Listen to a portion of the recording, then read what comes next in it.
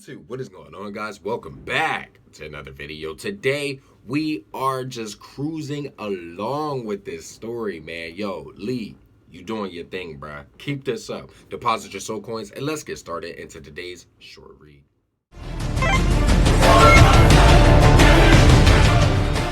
Alright, guys, let's get right into it. Like I said, we are now on part 4, alright, of the dark web story read. Alright, let's get right into it. What do you mean? Richard asked. The doctor laughed. You're not that simple, are you? We'll be harvesting organs from dead bodies. Why do I need to do anything? The doctor sat down on a stool that was near his bed and shuffled towards Richard. You owe us, the doctor said. Why? I don't even know who you are. We are a group. I believe you have visited our websites on your videos or whatever. You know our business. You failed in the red room. Now you must work off your debt. Richard didn't know which was worse, torture and murder or cutting up a victim of the red room. I just want my parents to be safe, Richard said. They will be, if you do your job. How long do I need to do this? As long as they say. I'm sorry, but we are merely objects to these people. I'll let you get some rest. The doctor stood up and took a few steps. Wait, what happened to your eye? Richard said. To be a member of this group, you need to pay a certain fee. They prefer flesh for the sacrifice. They made me choose, and the next day, my eye was in the head of a 70-year-old billionaire with cataracts. Will I need to sacrifice something? I think taking a literal bullet might save you from that. Now try and get some sleep. The doctor reached for the door handle, but again Richard shouted. What was the other choice? Your eye or... The doctor laughed. It was a part that no man would willingly say goodbye to. With that, he left the room. Richard's head was still spinning, and the images of Cybel's terrified face and bloody body filled his nightmares that night. Richard woke up to the full white light that had not changed since he went to sleep. The wound in his chest ached. The door opened and Dr. Pierce walked in carrying a tray with a plate of food and a cup of coffee. He placed the tray on Richard's legs and sat down on the stool next to the bed. How are we feeling this morning? The doctor said. Fine. What time is it? Richard said. It's 8 in the morning. Wait, my parents. Richard, calm down. No, they were tied up and... By now, they would have been untied. We aren't monsters. The guard will be with them to make sure they don't contact the police. They will be fine. Dr. Pierce laid a comforting hand on Richard's shoulder. It was the first sort of comfort he had felt since this whole ordeal had started.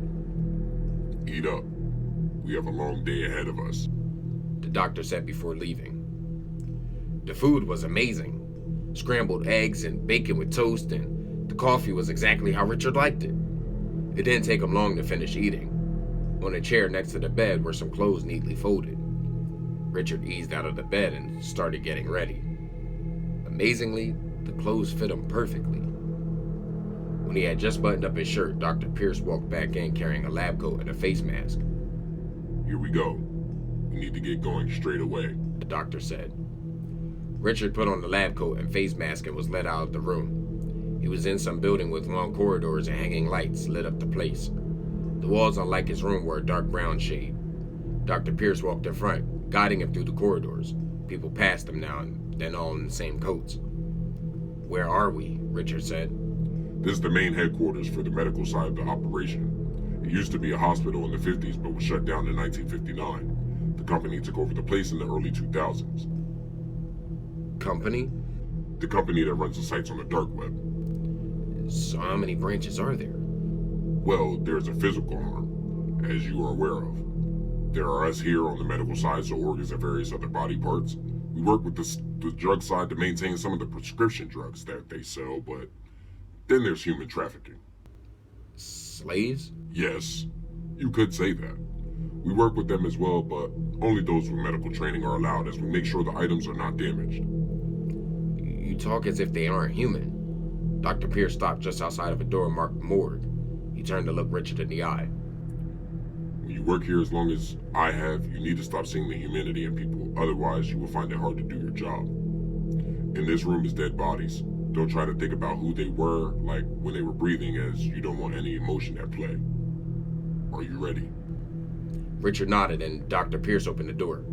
Inside was a white room again, but this time there was a steel autopsy table in the middle of the room and a sink in the far corner. On the other side was a big line of drawers that stored human bodies. Richard ran his hand along the cold steel of the table as Dr. Pierce went and picked up a chart. First up, we have a young woman. One of her eyes is damaged, so we can only salvage one. Today is a teaching day. Follow my lead and I will show you how to do everything. Now grab that jar over there. Richard picked up the jar and brought it to him. Under Dr. Pierce's watch, he sterilized the surgical equipment and got the bags that the organs would go into ready. Feeling somewhat confident and ready for this to be over, Richard waited by the table as Dr. Pierce got the body out of the drawer and placed it on the table. When Richard looked at the face, he stumbled backwards. Is everything all right? The doctor asked. Richard had to look away as the cold, pale face of Sybil looked into nowhere. Her eyes glossed over. She must have been killed just after he was shot. This is the girl I kidnapped. The one I refused to torture, Richard said, holding back vomit in his throat. I am sorry. What happened to her? According to the chart, the live stream continued and the specimen was terminated not long after. Tears filled Richard's eyes. Since he had woken up from being shot, he was sure they would have abandoned the Rev Room. This is no place for emotion, remember? The doctor said. How? I talked to her.